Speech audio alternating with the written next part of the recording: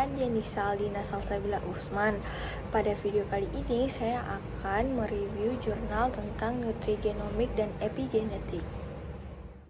Jurnal yang akan saya review yaitu Jurnal Nutrigenomik, yang dimana berjudul Nutrigenomik Alternatif Penanganan Kesehatan di Masa Depan. Nutrigenomik memungkinkan terjadinya asosiasi antara nutrisi tertentu dengan faktor genetik. Nutrigenomik meliputi pembelajaran dengan dua tujuan utama, yaitu untuk menganalisis karakter dari masing-masing individu dan untuk menggunakan informasi tersebut dalam penjagaan penyakit yang berhubungan dengan gaya hidup dengan efektivitas konsumsi dan komponen makanan. Nutrisi berbasis genomik dapat meningkatkan pengetahuan untuk melakukan diet dan pemilihan gaya hidup yang mungkin dapat mengubah kerentanan terhadap penyakit dan meningkatkan potensi kesehatan. Perubahan dari pasien menjadi konsumen sehat pada konsep nutrigenomik menjadi langkah strategis untuk menunda terjadinya onset suatu penyakit dan manifestasi klinis, sehingga mungkin dapat dikatakan pendekatan nutrisi merupakan alternatif penanganan kesehatan di masa depan. Adapun kata kunci dari jurnal yang telah saya review yaitu adalah nutrigenomik, penanganan kesehatan dan masa depan.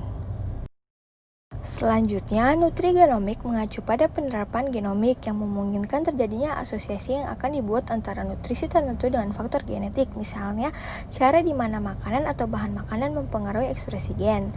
Chadwick 2004. Kajian nutrigenomik memberitahu makanan apa yang kita butuhkan dan makanan apa yang harus kita hindari. Apabila dikaji berdasarkan database gen yang berasosiasi dengan suatu penyakit, makanan yang kita makan tersusun atas molekul kimia yang mampu menginduksi ekspresi gen.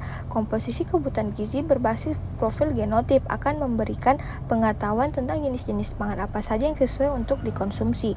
Pengetahuan ini penting untuk menjaga kesehatan dan menghindarkan dari potensi penyakit kronis yang mungkin menyerang, sehingga kebutuhan terhadap obat juga dapat dikurangi. Kemudian, banyaknya penyakit yang terjadi dikarenakan ketidakseimbangan nutrisi dalam tubuh sudah seharusnya membuat kita semakin bijak untuk memilih dan mengonsumsi makanan, sehingga tubuh kita terhindar dari berbagai penyakit yang bisa diakibatkan oleh hal tersebut. Sebagai alternatif penanganan kesehatan di masa depan, nutrisi sangat menjanjikan karena efek negatif yang ditimbulkannya sangatlah kecil atau tidak ada.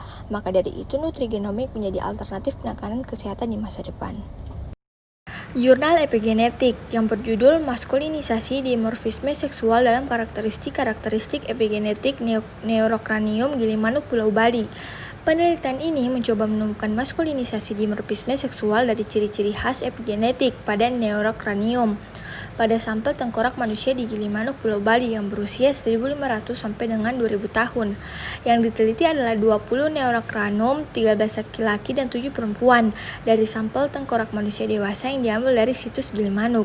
Kata kunci dari jurnal ini yaitu adalah dimorfisme seksual, ciri khas epigenetik, neurocranium, mongoloid, dan Gilimanuk, Bali. Epigenetika merujuk kepada perubahan fenotip yang merupakan ekspresi gen yang disebabkan oleh perubahan-perubahan mekanis lain dalam urutan DNA.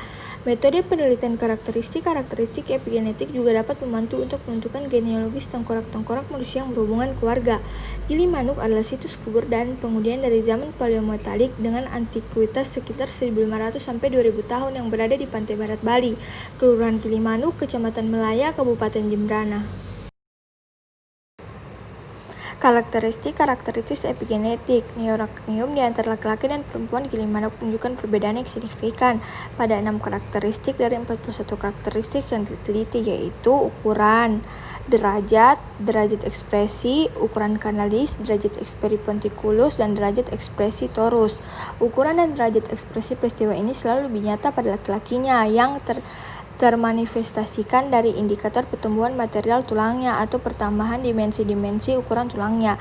Derajat dimorfisme seksual dalam peristiwa-peristiwa ini menunjukkan relatif kecil karena bagaimanapun merupakan suatu variasi biologis di dalam populasi.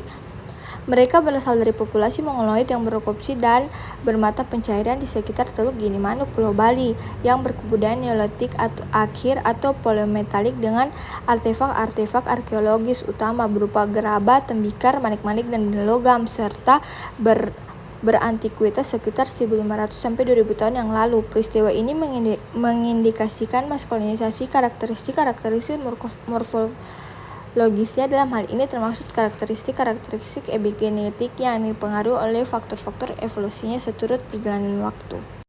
Kemudian yang terakhir, perubahan umur merupakan salah satu hal yang harus diperhatikan dalam penelitian tentang dimorfisme seksual, karakteristik epigenetik, khususnya pada neurocranium. Konsistensi penentuan umur biologis harus disepakati karena berdasarkan pertumbuhan dan perkembangan morfologi yang bersifat kualitatif. Perbedaan atas suatu batas kelompok umur dapat mempengaruhi interpretasi hasil penelitiannya. Beberapa karakteristik epigenetik ini dapat memperhatikan sebagian besar karakteristik secara optimal dan mantap pada kelompok umur dewasa, namun ada beberapa karakteristiknya yang mereduksi pada umur tua. Sekian video review jurnal materi tentang nutrigenomik dan epigenetik.